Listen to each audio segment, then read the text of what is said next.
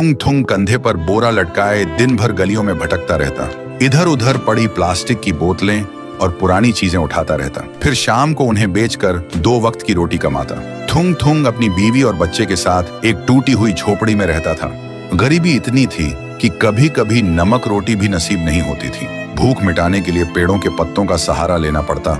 फिर भी थुंग थुंग ने कभी चोरी का सहारा नहीं लिया। एक दिन थुंग थुंग थका हारा श्मशान के पास बैठा था। शाम ढल चुकी थी और हवा में जले हुए लकड़ों की बू थी।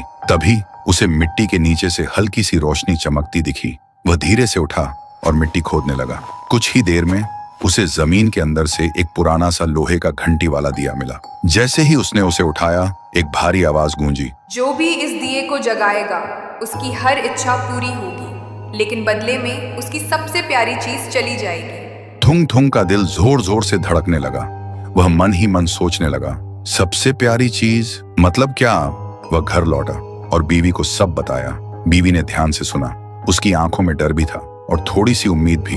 फिर बोली, 3 दिन से बच्चा भूखा है, क्यों ना पहले खाना मांग ले। थुंग थुंग ने कांपते हाथों से दिया जलाया और धीरे से बोला, हे दिए, मेरे भूखे बच्चे के लिए अनाज दे दो, बस पेट भर खाना दे दो। अचानक पूरी झोपड़ी अनाज और रोटियों से भर गई। बीवी खुशी से रो पड़ी। लेकिन उसी रात थुंग थुंग ने देखा उसका बच्चा चुपचाप कोने में बैठा है और उसे पहचान नहीं रहा। सुबह तक बेटा उसका नाम भूल चुका था। थुंग थुंग टूट गया, लेकिन घर में अनाज था और भूख खत्म हो चुकी थी। उसने खुद को समझाया, बाद में बच्चे का इलाज करवा लूंगा। फिर उसने सोचा, एक और बार इस्तेमाल कर लेता हूँ। इस बार उसने मांगा, हे दिए, पक्का मकान और दुकान दे दो। पलक झपकते ही टूटी झोपड़ी की जगह एक सुंदर पक्का घर बन गया और बगल में भरी हुई दुकान खड़ी थी।